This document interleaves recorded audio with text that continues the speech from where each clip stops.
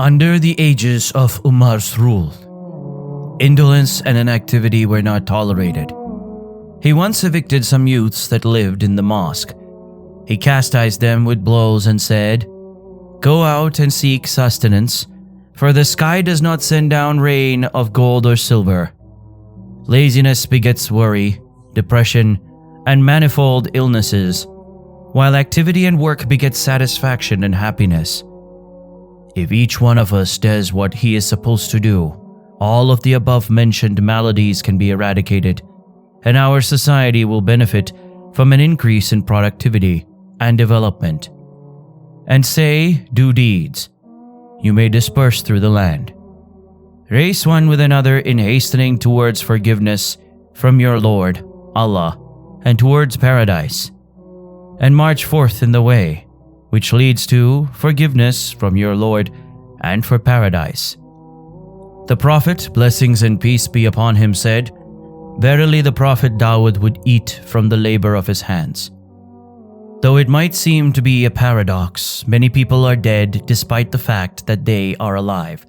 They have no clue as to the purpose of life, and they do nothing for themselves or for others.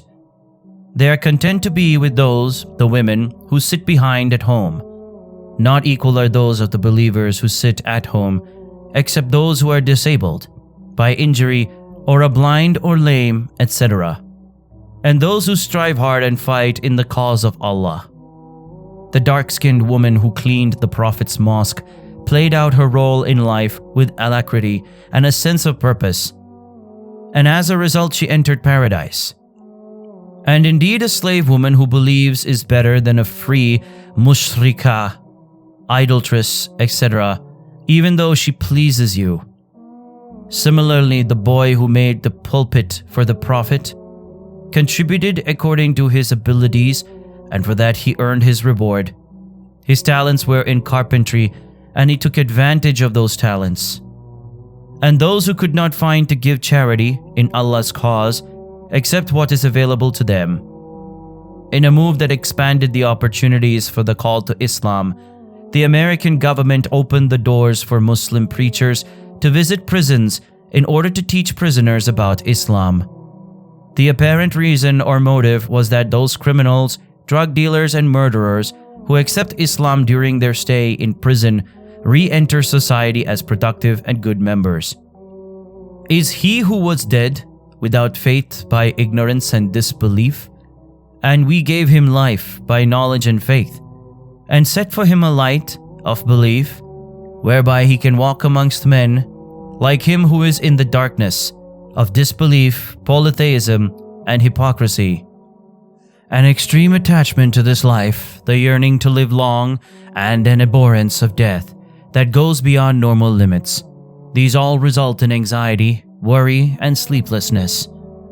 Allah blamed the Jews for their strong attachment to the life of this world. And verily you will find them, the Jews, the greediest of mankind for life, and even greedier than those who ascribe partners to Allah.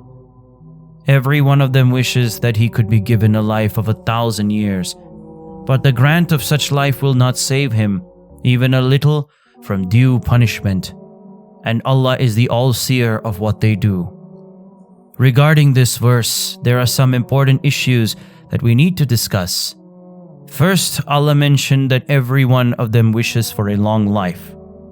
In other words, no matter what the quality of the life they lead, regardless of whether they lead a life that is worthless and trivial or not, they have strong aspirations to stay in this world for a long time.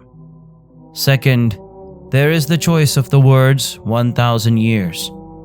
Perhaps the reason for this stems from the tradition of Jews that when they would meet each other, their greeting was, "Live for 1,000 years."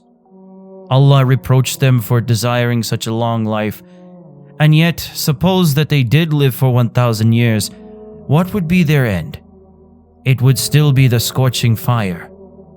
But surely the torment of the hereafter will be more disgracing, and they will never be helped. And the following is a common Arab saying, "No worries and supplication is to Allah." This means that since Allah above is the one whom we ask for good, Why should we worry? If you put your trust in Allah concerning your worries, He will remove them from you. Is not He better than your gods, who responds to the distressed one when he calls him, and who removes the evil? And when my slaves ask you, O Muhammad, concerning me, then answer them, I am indeed near to them by my knowledge. I respond to the invocations of the supplicant when he calls on me, without any mediator or intercessor. An Arab poet said, "The patient one is worthy of achieving his goal, and the one addicted to knocking on doors is worthy of entering."